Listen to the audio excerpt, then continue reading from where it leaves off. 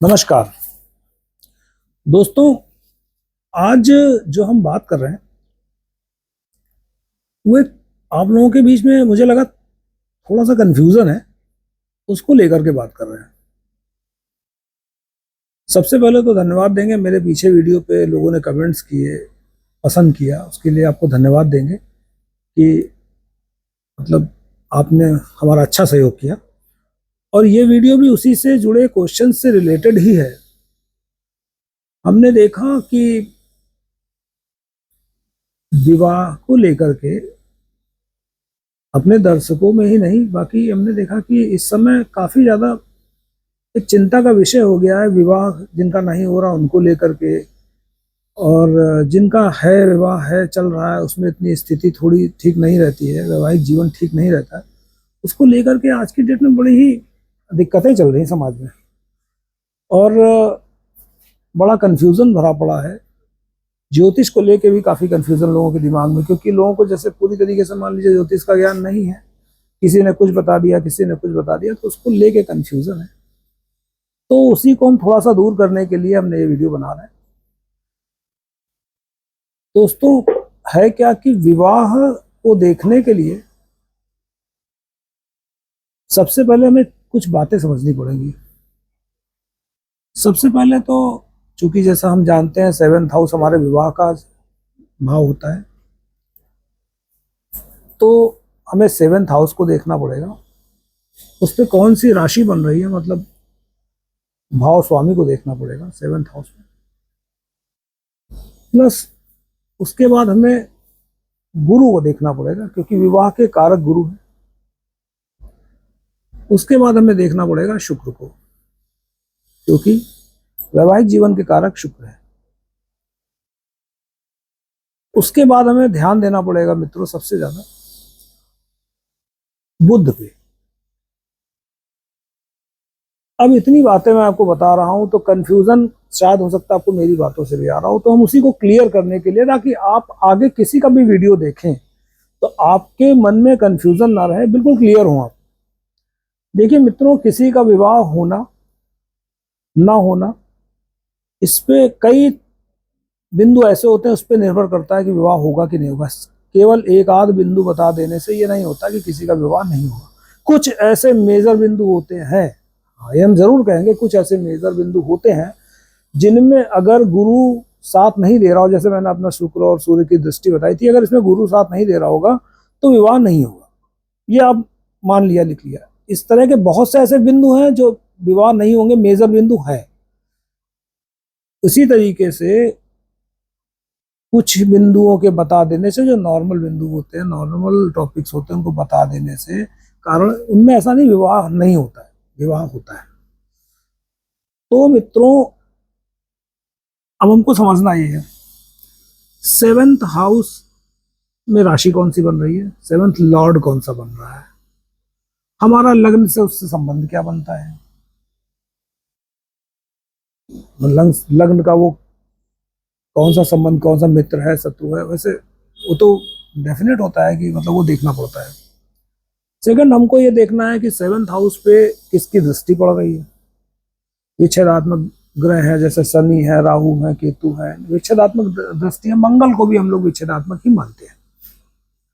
तभी हम लोग, अब आपने देखा होगा विवाह में अक्सर मंगली मंगली मंगली मांगलिक बोलते हैं ना कहीं थोड़ा सा विच्छेदात्मक कारक मानते हैं। हालांकि मंगल मांगलिक कार्यों का भी कारक होता है, उसको इस तरीके से सिंपली ऐसे ही नहीं मान लिया जाएगा कि मंगल, उसके पीछे कई और भी कारण होंगे।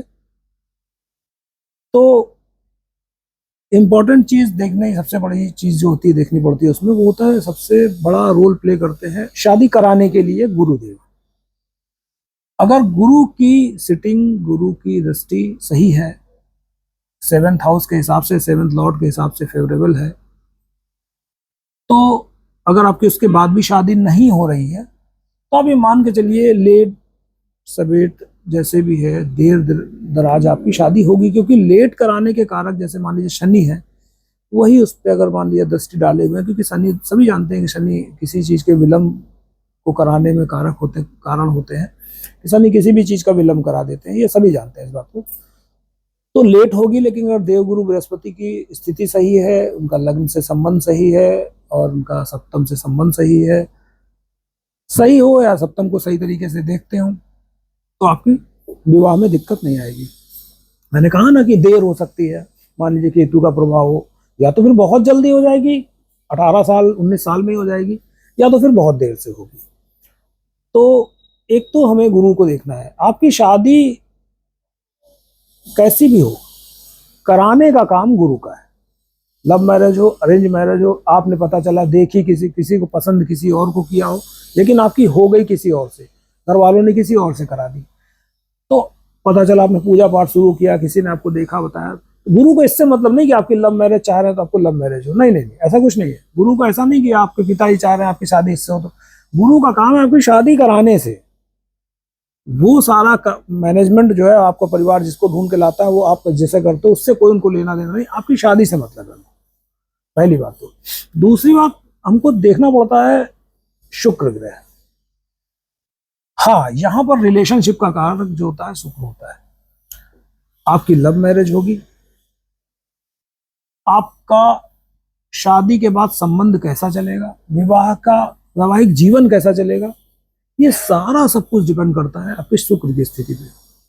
सेम गुरु की तरह आपको उससे भी मैच कराना पड़ेगा कि 7th लॉर्ड की शुक्र से स्थिति कैसी है, उससे संबंध कैसे हैं। इनको देख के देन आपको एक सबसे इंपॉर्टेंट चीज देखनी पड़ेगी, बुध। क्योंकि आज की डेट में हम लोगों की वाणी ऐसी हो गई है कि हम लोग ज्यादातर डिस्प्यूट जो होते हैं वाणी के कारण ही होते हैं। तो इसमें यह भी देखना पड़ेगा कि वाणी हमारी कैसी हमको आगे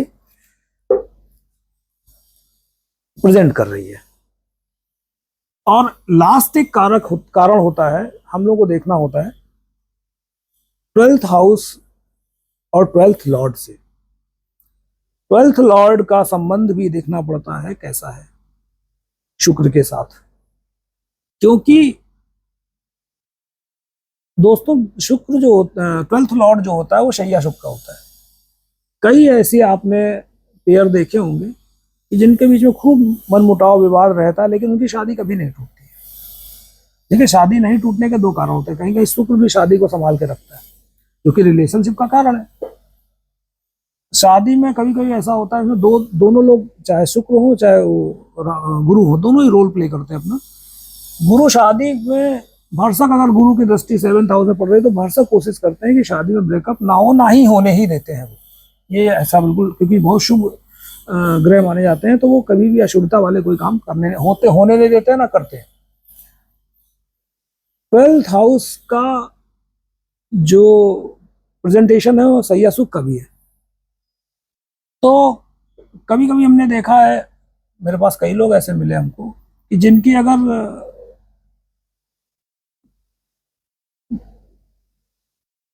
पर्सनल लाइफ सही चल रही, पर्सनल इन द सेंस की अपने मतलब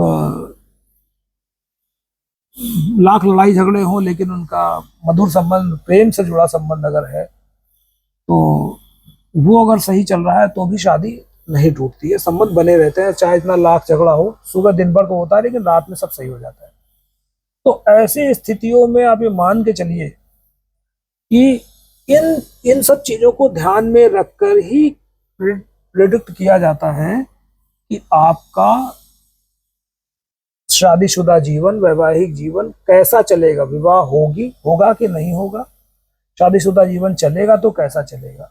तो आप लोग जो भी कोई वीडियो देखें या कोई भी किसी कुंडली को देखें, अपनी भी कुंडली को देखें, तो एक आध चीजों से इस बातों पर मत जाए कि मेरी शादी होगी कि नहीं होगी। आप इन सब चीजों को कैलकुलेट कीजिए। उसके बाद अगर आपको जरा भी ज्योतिष देखना है, आता है, तो आप इन सब चीजों को पहले देखिए, ध्यान से देखिए। क्योंकि ज्योतिष इतना बड़ा विषय है, जब आप खोल के कुंडली बैठते हैं तो आप तमाम चीजें, एक चीज याद करते हैं, दूसरी चीजें भूल जाते हैं। बाद में आपको याद आता है हमने ये चीज तो देखी नहीं। जब याद आता है तो उसको आप जोड़ना भूल जाते हैं, उस तरीके से उसको एक दूसरे के साथ मिक्स करना भूल जाते हैं, दिमाग से उतर जाता है। क्योंकि ज्योतिष बड़ा ही गंभीर विषय है। मतलब ऐसा नहीं कि मतलब कोई बच्चों का खेल नहीं है ज्योतिष में, आपने किसी भी चीज को यूं ही प्रिडिक्ट कर दिया और काम होने लगा, नहीं, ऐसा बड़ा कठिन विषय है। और इसीलिए इसको मतलब जो इतना सेंसिटिव माना जाता है। भाई किसी की आप गणना करेंगे जीवन भर की, तो ऐसे तो नहीं कर देंगे ना कुछ तो उसमें खास बात होगी। तो आपको इसका विशेष ख्याल रखना पड़ेगा। तो कभी कंफ्यूज होने की जरूरत नहीं है। और नहीं तो आप एक कहीं भी किसी को भी जब अपनी कुंडली दिखाने जाइए किसी ज्योतिषी को, तो आप पहले ही इन सब चीज़ों के कुछ पॉइंट्स अपने नोट कर लीजिए। नोट करने के बाद आप ज्योतिषी के पास जाइए और पॉइंट वाइज इन सब चीज़ों को पूछिए। सारे सवाल के जो आपके मन में होंगे वो जवाब आपको खुद ही वो ज्योतिषी दे देगा, आपको खुद मिल जाएंगे, उसके जवाब में ही सारे जवाब छुपे होंगे। तो कभी ऐसे कंफ्यूज होने की जरूरत नहीं है। और बाकी आप एक आध चीज़ों से बिल्कुल भी निश्चिंत रहिए कि कोई दिक्कत होने वाली नहीं है। और रहा सवाल किसी भी शादीशुदा जीवन में, थोड़े मोड़े झगड़े तो होते ही रहते हैं, थोड़े मोड़े विवाद भी होते रहते हैं, तो इसलिए चिंता का विषय नहीं होते। हर तरह का सुख आज की डेट में किसी भी कुंडली में नहीं होता है। तो मुझे अपने वीडियो के माध्यम से सिर्फ इतना ही बताना था, बाकी कोई आपको इसमें चिंता करने की कोई जरूरत नहीं है। ठीक है, ठीक, नमस्कार।